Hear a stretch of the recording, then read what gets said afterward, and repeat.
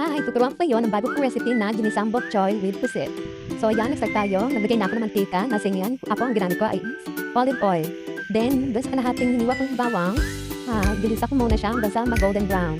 And then, i-set aside natin yan dahil yan ang magiging toppings natin after maluto ang ating ginisang bok choy na may pusit. Yan, metis-metis lang natin. So yan na, malapit na siya mag-golden brown. So ayan na nga. Then, yung natirang bawang na hiniwa ko, iginisa natin ulit yung bawang. At isusunod natin ang ating red onion. Doon sa onion, pwede naman ang white onions. Pero ako mas prefer ko ang pula. Kaya mas mabango siya. So yan, nag-ribam natin ang bote. Then, next is ating igisa ang tomato. Siyempre, fresh na fresh ang tomato na aking binili. Yan, haluin na mabuti. Hanggang sa medyo haluto ang ating ginisa na kamatis. Yan, sinunod ko na ang puset. Yung puset, nabili ko lang sa grocery. Kasi yan, optional kung meron kayong mabibiling na masariwang puset. Pwede naman. So, naglagyan ko ng konting asin. At syempre, ang paminta na tinuro. Yan, nagtatagyan ako ng white pepper. Ano pa mo? Haluin lang natin ng kaunti.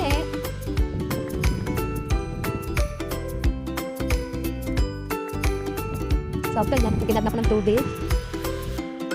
Siguro sa sukat niya, tadya ko mga isang basang tubig. Yan, nagdating na rin ako ng Knorr chicken cubes. Diba? Bomba. So, sa inyo, ako nagdagdag ako ng patis. Depende po yan sa inyo kung gusto nyo. Pero ako mas gusto ko na may konting patis. Parang lapit dumaga at hindi lutuin na ginisang bok choy na may pusit. So yan, papunin lang natin. Then after kumulo, nilagay ko na ang ating sariwang bok choy.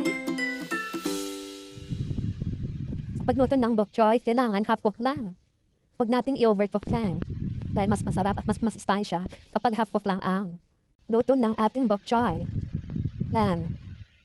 After natin halu-haluin, then mamaya papukulin lang natin ang konti. Then, after natin pakuluin ang ating ginisa, syempre, pwede na natin pong dessert.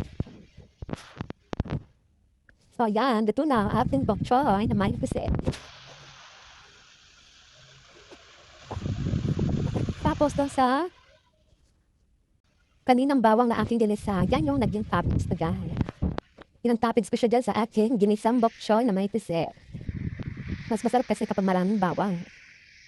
Lalo na kung medyo toasted. Yan. Nilagay ko na din yung toasted garlic. Yan. Pwede na natin siyang i-serve. So, i-try nga na.